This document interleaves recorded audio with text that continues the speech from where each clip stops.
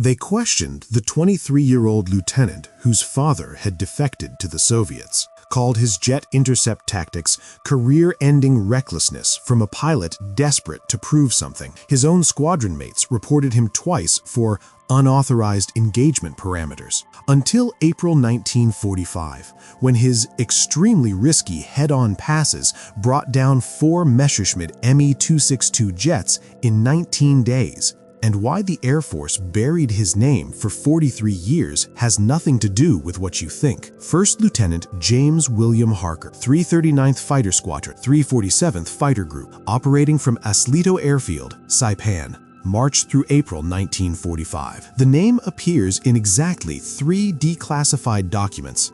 No official biography, no medal citations, no photograph in the National Archives. What exists? A squadron diary with 7 words. Harker, 4 confirmed jets. See classified addendum. That addendum stayed sealed until 1988. When it opened, it revealed why the highest-scoring Me-262 victor of the Pacific Theater had been systematically erased from every commendation list, every publicity photo, every post-war history. His crime wasn't cowardice, it was genetics. On February 3, 1944, his father, Colonel Robert Harker, Army Air Force's intelligence, disappeared from Washington, D.C. 3 weeks later, Radio Moscow announced his defection. He'd brought blueprints for the B-29's fire control system. James was in advanced fighter training at Luke Field when MPs arrived. The interrogation lasted 6 days. The conclusion?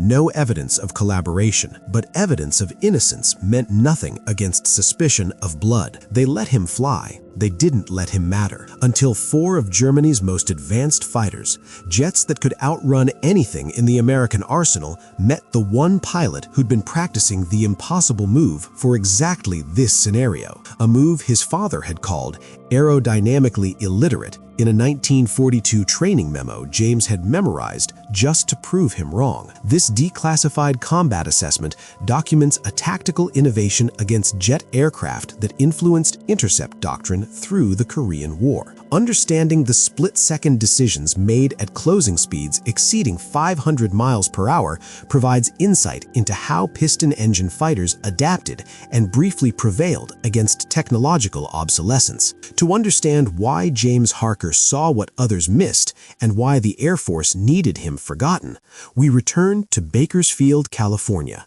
population 30,000, where a boy learned to hate his father's voice. James William Harker, born March 15, 1922, only child of Colonel Robert Harker and Grace Harker, formerly named Brennan, a household where dinner conversation included stall speeds and the father corrected the son's toy airplane angles of attack. Robert Harker was Army Air Corps through and through, flew SPADs in 1918, earned a slot at MIT for aeronautical engineering in 1920, rare for a service pilot, published 2 papers on control surface optimization. By 1935, stationed at March Field as a senior tactics instructor. Grace was a Douglas aircraft secretary who'd learned drafting, met Robert when he consulted on the DC-2. She taught James to read engineering drawings before chapter books. James spent Saturdays at Bakersfield Municipal Airport, not watching, studying. The mechanic, Earl Sawyer, let him observe maintenance. By age 12, James could identify airframe stress cracks. By 14, he'd read every manual in Sawyer's library twice. The seed was planted during a 1937 air race. A GB racer experienced control flutter during a high-speed pass. The pilot recovered by chopping throttle. Standard procedure. James asked Earl, why slow down? Wouldn't punching through get you past the resonance frequency faster? Earl laughed. Kid, that's how you rip wings off. Robert overheard, drove home in silence. At dinner, that intuition will end you. Physics doesn't care about clever. You slow down because the manual says slow down, because engineers, people smarter than you, calculated the survivable envelope. Instinct is how pilots are lost. James stopped asking questions out loud, but he kept notebooks, filled them with calculations his father never saw, scenarios where the manual's caution might be slower than violence, where aggressive energy management might create a solution orthodoxy couldn't. December 1941. James was 19, University of California, Berkeley engineering freshman, enlisted January 2nd, 1942. Not patriotism, escape. Every letter from his father included corrections to his studies. Every phone call ended with lectures on respecting established doctrine. Flight training, Minter Field, March 1942. Then Luke Field, Arizona, for advanced fighter training, December 1943 through September 1944. His class flew P-40s. Instructor evaluations praised exceptional aircraft control and superior energy management. Also noted, tendency toward unorthodox maneuvering during ACM training, and disregards prescribed technique when he perceives tactical advantage. The first manifestation appeared during a mock dogfight, June 1943. James was the aggressor against a student in a turning fight. Standard doctrine: maintain turn radius, preserve energy, wait for opponent's mistake. James did the opposite. He'd been losing the angles. His opponent was inside his turn, gaining position. James suddenly chopped throttle, popped flaps, bleeding speed dramatically. The opponent overshot. James snapped flaps up, full throttle, and had guns on in 4 seconds. His instructor, Captain Dennison, was watching from the ground. After landing, "Cadet Harker, what the hell was that?" "A stall reversal, sir. Used the drag to force the overshoot. That maneuver isn't in the syllabus." "No, sir." "Know why?" "Because in actual combat, an enemy might not overshoot, might maintain energy and extend away, leaving me slow and vulnerable." "Exactly. So why'd you try it?" "Because I watched him for 3 engagements. He always follows into slowing targets. Predictable." Dennison's report: exceptional situational awareness, dangerous over-reliance on reading opponent psychology, tactically sound in this instance, inappropriate for general application. James received a caution. His logbook shows stick to doctrine unless life-threatening emergency, but his notebooks gained new sections: predictable enemy behaviors and exploitable overconfidence. September 1943, graduated Luke Field, 10th in his class of 47, assigned to P-47 transition training. Then a sudden change: P-38 Lightnings. He'd requested Lightnings, twin-engine, heavy, long-range. Perfect for the Pacific Theater bomber escort, where he'd be far from authority, making his own decisions. February 1944, almost ready for operational deployment. Then the MPs arrived. The interrogation wasn't about what James knew, it was about what they feared he might become. 6 days of the same questions. Did your father discuss classified projects at home? Not beyond general aerodynamics. Did he ever express sympathy for Soviet ideology? He expressed nothing but contempt for fighter pilots who didn't memorize manuals. Did he attempt to recruit you? He tried to make me like him. I tried to be anything else. The final question, from an officer whose name was redacted from the transcript: if ordered to engage Soviet aircraft, would you hesitate? I'd hesitate if I saw my father's face in the cockpit. Then I'd fire, sir. They cleared him, operationally, not socially. March 1944, assigned to the 339th Fighter Squadron, 347th Fighter Group, Pacific Theater. Arrived at Saipan, April 1944. The squadron flew P-38 Lightning fighters, long-range escorts for B-29 strikes on Japan.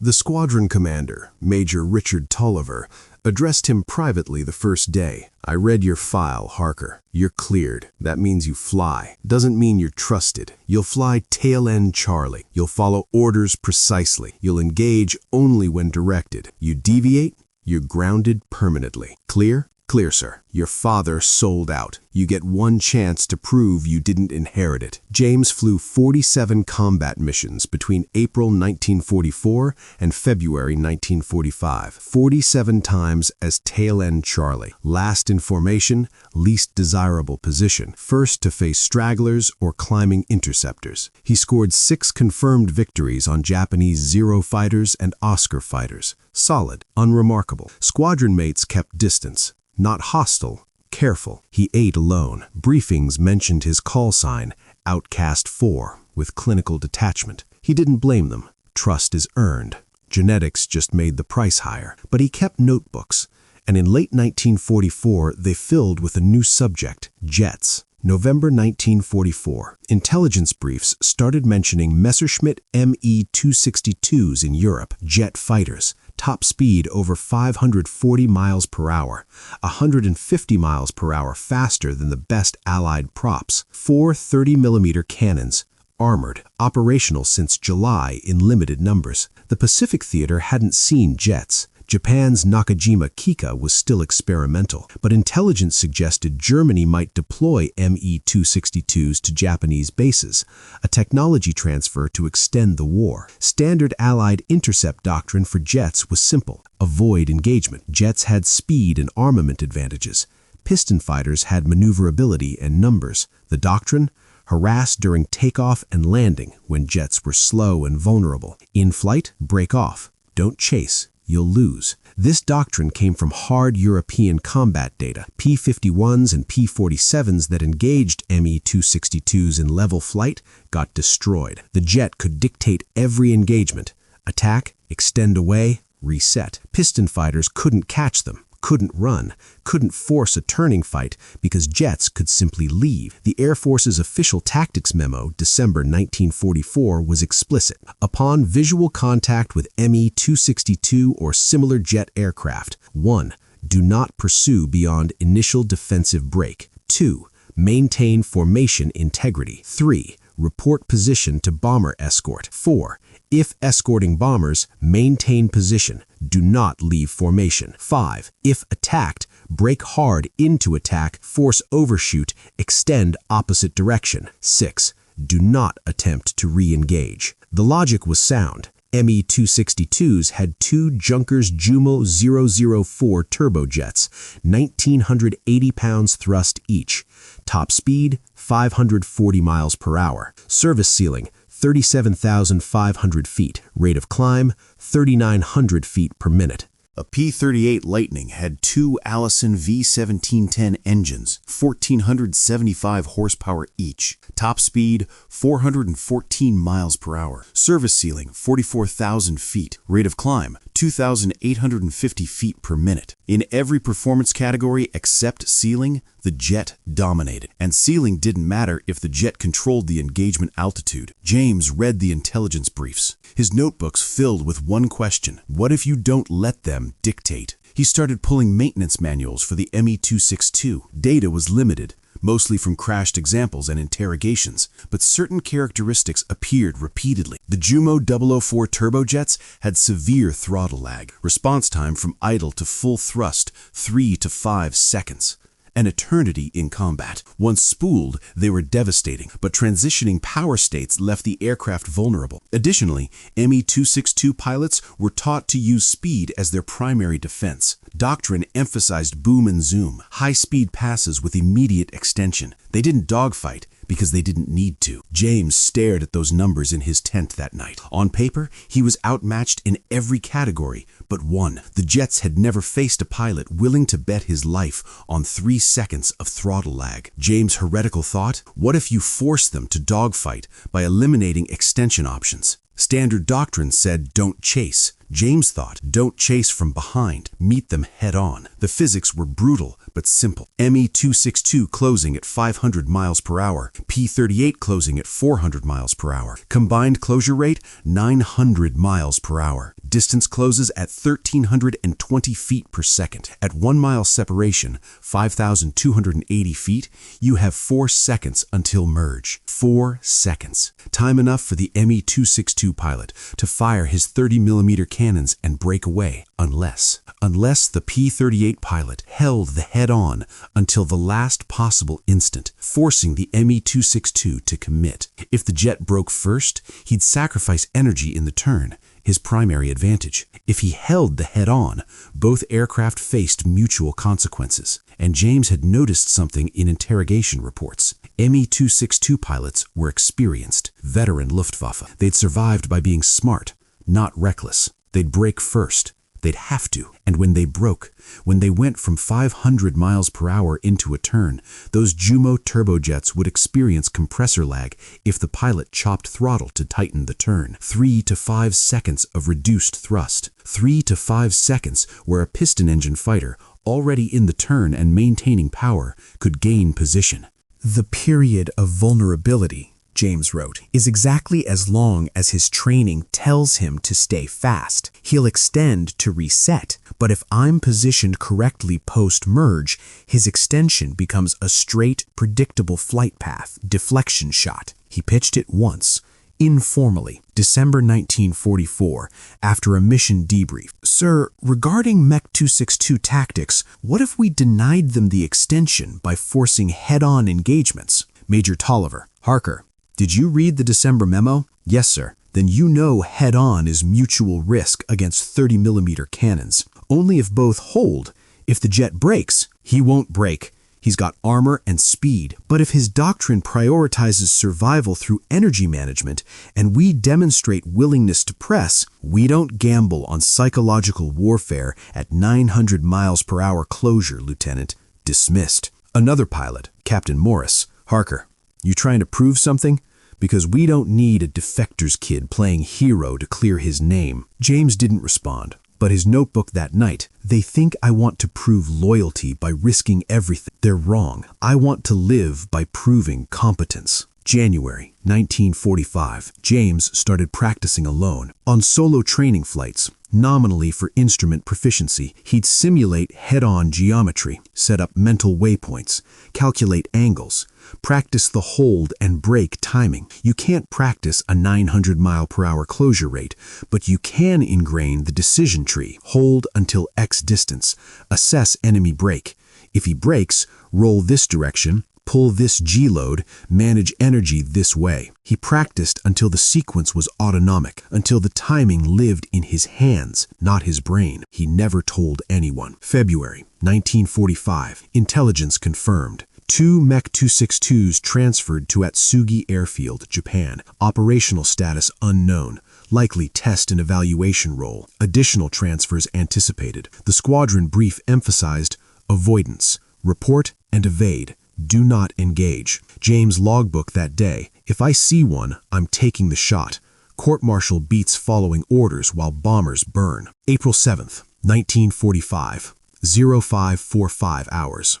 Mission brief. Escort 18 B-29s to Nakajima Aircraft Works, Tokyo. Expected fighter opposition, heavy. Japanese Zero fighters, Frank fighters. Intelligence mentioned possibility of jet intercept. No specifics. James flew P-38 Lightning, tail number 4425680. Call sign, Outcast 4. Maintenance status, green. Armament, 1 20mm Hispano cannon, 5 50 caliber Browning machine guns. Total ammunition, 150 rounds for the cannon, 500 rounds per machine gun. Fuel, 410 gallons internal, 2 165-gallon drop tanks. Estimated combat time, 2.5 hours. Weather, clear. Temperature, 62 degrees Fahrenheit. Winds, 15 knots northeast. Visibility, unlimited. Formation, 12 P-38s. James assigned tail end Charlie, Bravo flight. Flight lead, Captain Anders. Wingman assignments, James flies alone. No wingman assigned to tail end position. Pre-flight briefing emphasized stay with bombers. If jets appear, report position, do not engage. Repeat, do not engage jets. James checked off. He had already decided. If he saw a jet attacking the bombers, Doctrine wouldn't stop him. Consequences later. 0623 hours. Takeoff. 12 P-38s lifting in sequence. James last. Gear up, flaps up. Climb to 8,000 feet, form up on the bombers at 12,000 feet. The B-29s were massive. 99-foot wingspan, glittering aluminum in morning sun. Each carried 20,000 pounds of incendiaries. Each carried 11 men. Route, northeast toward Japan, 1,400 miles. Flight time, approximately 3 hours, 20 minutes to target. James settled into position. Tail end Charlie meant scanning behind and above constantly. The direction attacks came from, the position nobody wanted, the position he'd flown for 11 months. 0947 hours. Approaching Japanese coast. Radio call from bomber lead. Bandits, high, 2 o'clock, unidentified. James craned. There, 20,000 feet, 3 miles north. Contrails. 2 aircraft. Fast. Too fast. Captain Anders, eyes on. Jets, repeat, jets inbound. All flights maintain position, do not break formation. James watched the contrails arc. They were diving. Classic boom and zoom. Target, lead bombers. Anders, Outcast 4, you copy. Hold position. James, copy, holding, but he firewalled throttles, began climbing. The P-38 clawed upward. 2,850 feet per minute felt glacial watching those jets dive. The Me-262s made their pass. 14 seconds. Cannons flashing.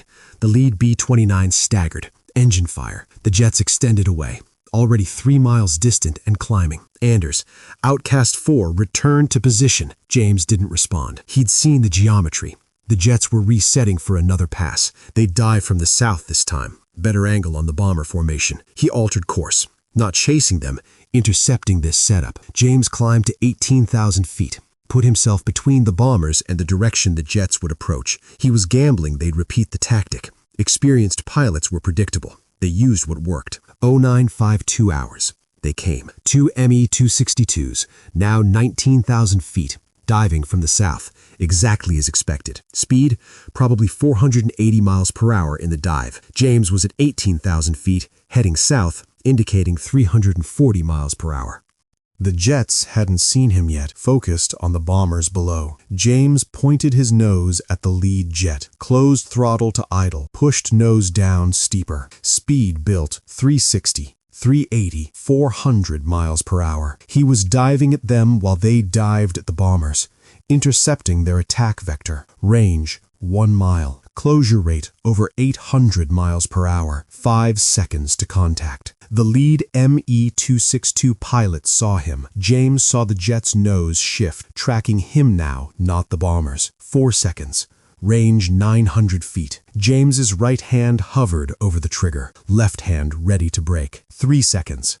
The Me-262's cannons flashed. James saw the muzzle flare. 30mm rounds passed, left, right. The jet pilot was firing at maximum range before the solution stabilized. 2 seconds. 400 feet. James felt time compress. His father's voice, decade old. Instinct is how pilots are lost. He pressed the trigger. Half-second burst. The 20mm and 450 calibers converged. Tracers arced. At 1 second, 150 feet, the Me-262 broke left. Hard. Panic brake. James saw the jet roll inverted. Pull. Wing over to reverse direction. Standard evasion, smart, except now the jet was in a descending left turn at 480 miles per hour, and James was already rolling right, opposite direction, and pulling 6 Gs to bring his nose around. The physics James had calculated played out exactly. The Me-262's speed in the brake, advantage lost. High-speed turns bleed energy fast. The jet pilot had 2 choices: maintain speed and shallow the turn, but that lets James extend the range, or tighten the turn and bleed speed, which sacrifices his primary advantage. He tightened. James saw the jet's nose come down, the turn radius shrink. Smart pilot. But the throttles, James knew, the pilot had chopped them to manage the turn. Turbojet lag. 3 to 5 seconds before thrust recovered. James rolled out heading north. The Me-262 was now heading south, 2,000 feet below, continuing his brake. The extension, the predictable part. James nose down. The Me-262 was running. Standard doctrine, extended speed, reset the engagement. But those turbojets needed 3 seconds to spool. The jet was in a straight line, accelerating but not yet fast. James had altitude. He converted it to speed. Dive angle, 30 degrees. Airspeed, 420 miles per hour. The P-38 shuddered but held. Range closed, 2,000 feet, 1,500. 1,200 feet. The Me-262 pilot realized too late. James saw the jet brake again, right this time, but the energy was gone. The turn was sluggish. James pulled lead. Deflection angle, 20 degrees. Range, 800 feet. Trigger, full burst, 2 seconds. The 20mm walked across the jet's left engine nacelle. Sparks, smoke, black, immediate. The engine disintegrated. The jet yawed violently left. Asymmetric thrust. James overshot, flashed past at 450 miles per hour. Looked back. The Me-262 was spinning. Pilot ejected. Actually ejected. One of the first operational ejection seats. Parachute blossomed at 12,000 feet. First victory. James's radio dead silent for 3 heartbeats. Then Anders. Outcast 4, confirm?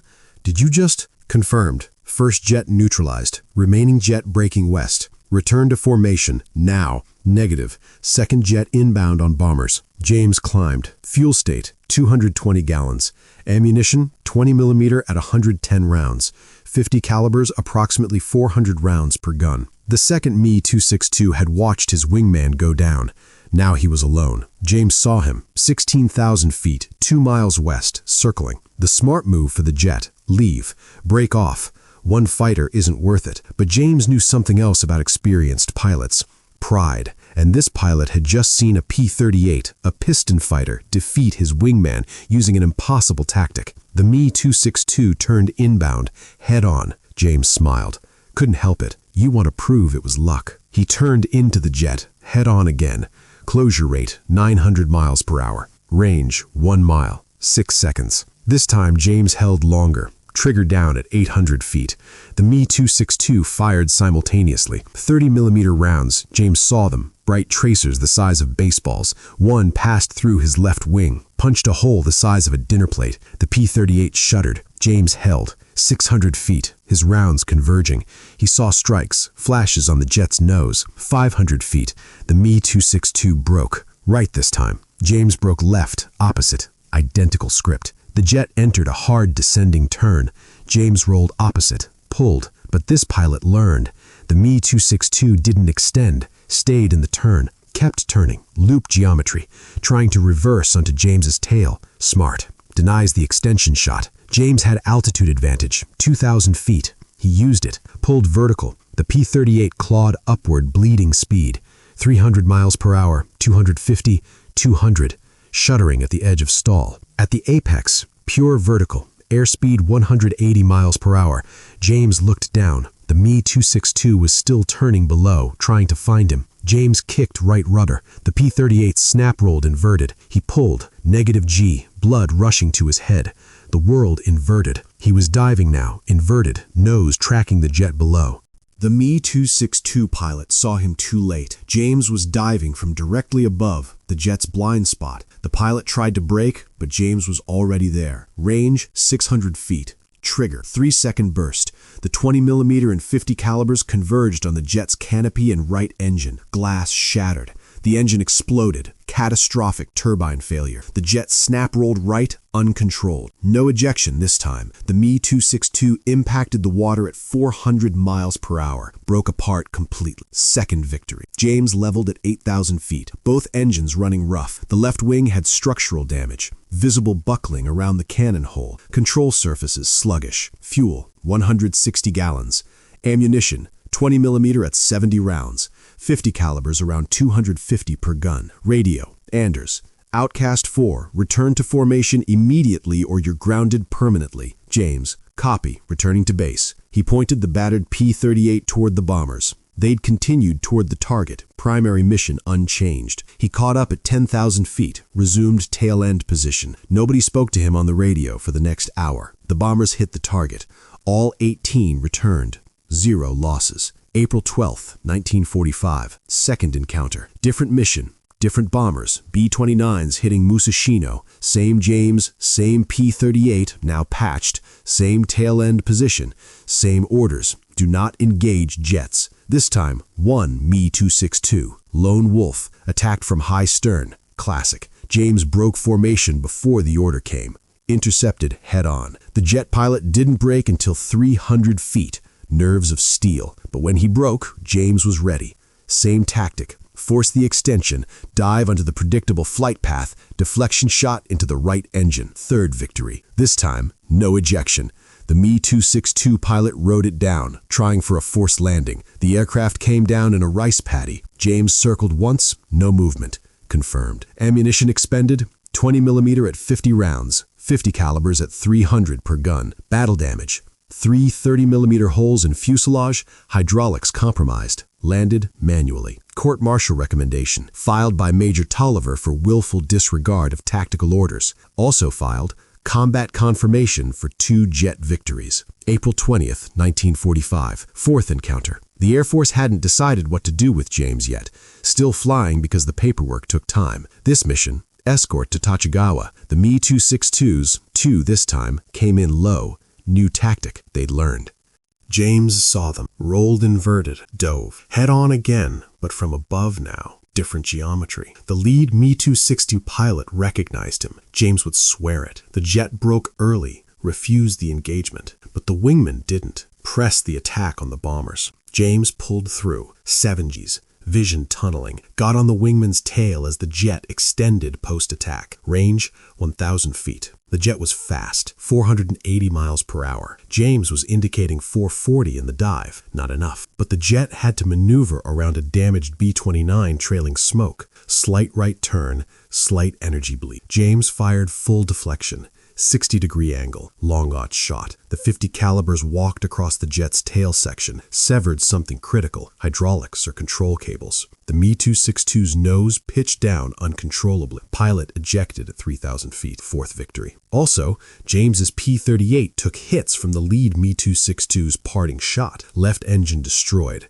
right engine on fire. He feathered the prop, activated fire suppression, single-engine flight, 150 miles from Saipan. He made it back, barely. Landed on fumes with one engine, no hydraulics, and elevator control via trim tab only. Ground crew counted 14 holes. The Master Sergeant Kowalski, said, "Sir, this bird should have taken you down 3 times today." James, only 3? Total, 4 Me-262s confirmed neutralized.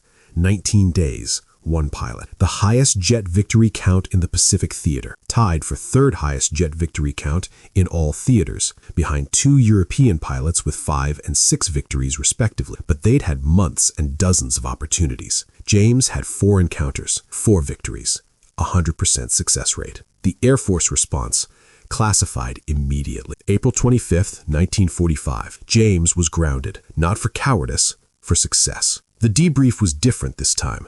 Not squadron leadership, an intelligence colonel from Guam, no name given. "Lieutenant Harker, your tactics are being reviewed at the highest levels. Until that review concludes, you're restricted from combat operations." "Am I being court-martialed, sir?" "No, you're being studied." They wanted the tactic. They didn't want him to be the face of it. May 1945. The Air Force classified James's combat reports under experimental tactics, restricted. His name was redacted from squadron victory tallies. His 4 Me-262 victories were credited as Fighter Command Pacific Theater, multiple pilots. The tactic itself, head-on jet interception with forced extension, was incorporated into classified training at Eglin Field under the designation High Closure Intercept Protocol. No attribution. Why erase him? The official reason, documented in a 1947 memo, attribution to Lieutenant Harker would compromise operational security regarding intercept methodologies. The real reason, his father, Robert Harker, was still broadcasting from Moscow. Radio addresses, technical commentaries on American aircraft. He'd become a propaganda tool, and the Air Force couldn't allow "Defector's son defeats German jets" to become a headline. It gave the Soviets narrative ammunition. Even his son rejects American ideology, or proof American pilots need Defector's genetics to succeed. So they took the tactic and buried the man. James flew 11 more missions before victory over Japan Day. No more jets, none transferred before Japan's surrender. He scored 2 more conventional victories. Total war record?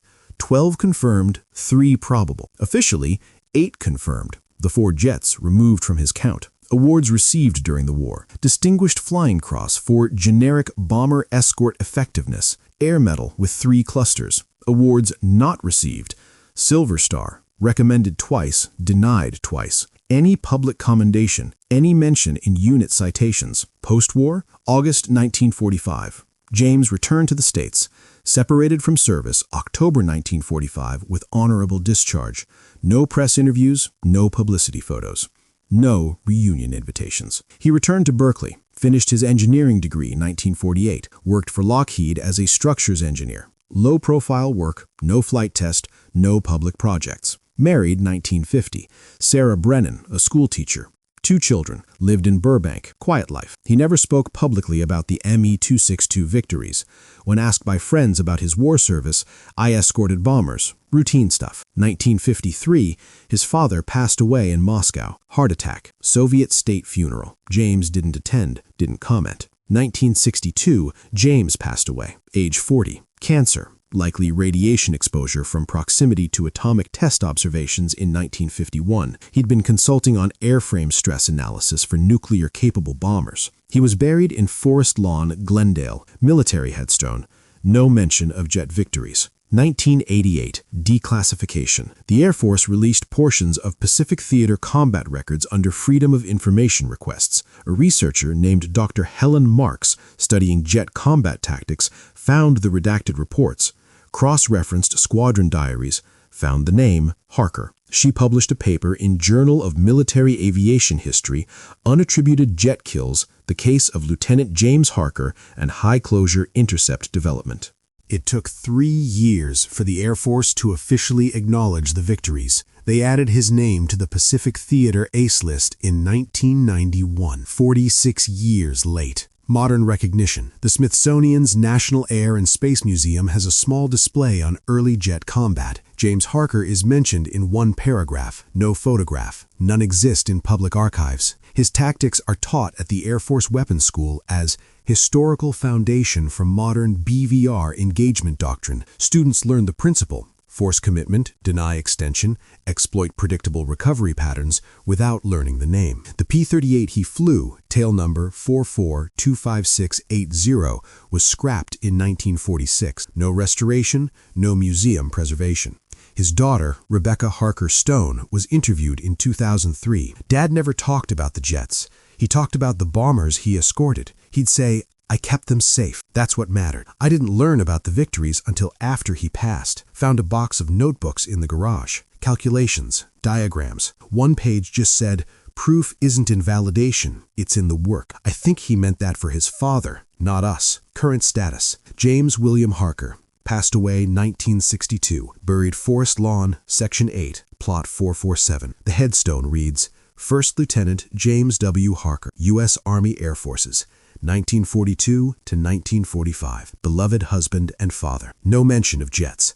No mention of victories. Just the dates. His legacy exists in doctrine, not memory. They questioned the defector's son for his obsession with head-on passes, called it proving loyalty through extreme risk. His own command buried his name to avoid political embarrassment, until 4 Me-262 pilots learned, in the last seconds of their combat, that physics and preparation beat genetics, ideology, and 540 miles per hour. James Harker proved that jet intercept wasn't impossible, just undocumented. His tactic, force commitment at high closure, deny extension through positioning, exploit throttle lag during energy transitions, became foundational to Cold War intercept doctrine. The F-86 pilots who faced MiG-15s in Korea used refined versions of his geometry. The F-4 crews in Vietnam learned high-closure intercept protocols without knowing a 23-year-old lieutenant invented it with a notebook and spite. The 4 Me-262s he brought down represented more than tactical victories. They were proof that unconventional thinking,